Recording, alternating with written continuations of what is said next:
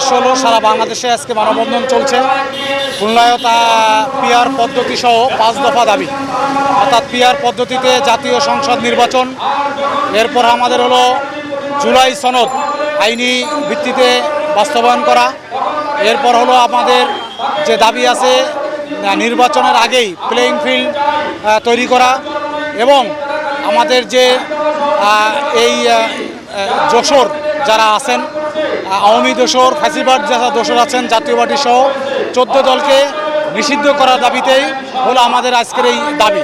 আমরা এই দাবি থেকে আমরা মেসেজ দিতে চাই যে অবিলম্বে এই 5 দফা বাস্তবায়ন করতে হবে, এবং এদেশে যদি একটি সুন্দর দেশ কল্যাণ রাষ্ট্র পরিণত করতে হয় তাহলে পিআর পদ্ধতি ছাড়া বর্তমান পদ্ধতিতে কোনোভাবেই সম্ভব নয়। কারণ বর্তমান পদ্ধতিতে আমরা দেখেছি একটি স্বৈর শাসক তৈরি হয় এবং ফ্যাসিস্ট তৈরি হয়। অতএব আমরা আজকের এখান থেকে মেসেজ এবং দেশবাসীকেও আমরা জানাতে চাই, এবং আজকের ইন্টারিয়াম সরকারকেও আমরা বলতে চাই যে অবিলম্বে এই পিআর পদ্ধতির মাধ্যমে জাতীয় সংসদ নির্বাচন দেওয়ার জন্য আজকে মানববন্ধন থেকে আমরা দাবি জানাচ্ছি। আমরা ইতিপূর্বে যে ফ্যাসিস্টগুলো দেখেছি, দুর্নীতিবাজ সরকারগুলো দেখেছি, এসবই সাবেক পদ্ধতিতে নির্বাচন হয়েছে এবং সেই নির্বাচনের মাধ্যমেই ফ্যাসিস্ট তৈরি হয়েছে। আমরা আশাবাদী, দেশের বুদ্ধিজীবী মহল আশাবাদী, পিআর পদ্ধতি যেহেতু বিশ্বের উন্নত দেশগুলোতে পিআর পদ্ধতি চলমান রয়েছে, বিশ্বের প্রায় 90-92 দেশে পিআর পদ্ধতি চলমান। অতএব উন্নত দেশে যেহেতু পিআর পদ্ধতি থেকে দেশ উন্নত হয়েছে, সুন্দর হয়েছে, আমরাও আশাবাদী পিআর পদ্ধতিতে নির্বাচন হলে বাংলাদেশ উন্নয়নের ধাপে ধাপে অতিক্রম করবে ইনশাআল্লাহ। আমাদের দাবি, এদেরকে দৃশ্যমান বিচারের আওতায় আনতে হবে। দেশের মানুষ স্বচক্ষে তাদের বিচার দেখতে চায়। শুধু আওয়ামী লীগ নয়, আওয়ামী লীগের সাথে যারা দোষর ছিল, 14 দল ছিল জাতীয় পার্টি সহ, তাদের সহায়তায় আওয়ামী লীগ এই গণহত্যা চালিয়েছে। অতএব তাদেরকেও বিচারের আওতায় আনতে হবে। দেশকে যথাযথ সংস্কার করে পিআর পদ্ধতি নির্বাচন দেওয়া এবং গণঅভ্যুত্থানের যেই জুলাই সনদ নির্মাণ করা হয়েছে, গঠন করা হয়েছে, তৈরি করা হয়েছে, এটার আইনি ভিত্তি দিতে হবে।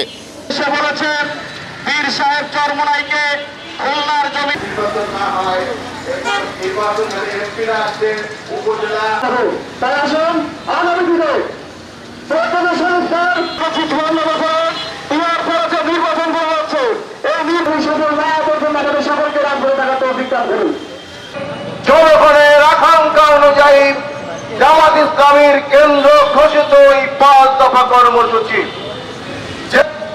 আমরা আগামীতে একটি সুন্দর রাষ্ট্র ব্যবস্থাপনা গড়ে তোলার জন্য বাংলাদেশের জনগণের দাবিতে পরিণত হওয়া 5 দফা দাবি কর্মসূচি 5 দফা মেনে নেওয়ার জন্য আহ্বান জানাচ্ছি, এবং প্রতিটা ভোটের সঠিক মূল্যায়নের লক্ষ্যে 5 দফা যে কর্মসূচি ঘোষণা করেছে তার প্রথম দফা হল পিআর পদ্ধতিতে নির্বাচন। আজ অনেকেই এটাকে তুচ্ছ-তাচ্ছিল্য করছেন, বুঝতে পারছেন না। আপনারা যেটা মেনে নিতে রাজি হচ্ছেন না, বিরোধিতা করেছিল, তারাই আবার দাবি করেছিল কেয়ারটেকার সরকার সরাসরি করতে পারবে না। আপনারা তারাই 80-র দশকে যখন বাংলাদেশ জামাত ইসলামী জিন্দাবাদ পর্যন্ত কেন্দ্র ঘোষিত যাবতীয় কর্মসূচিতে বিলম্বে জুলাই সনদ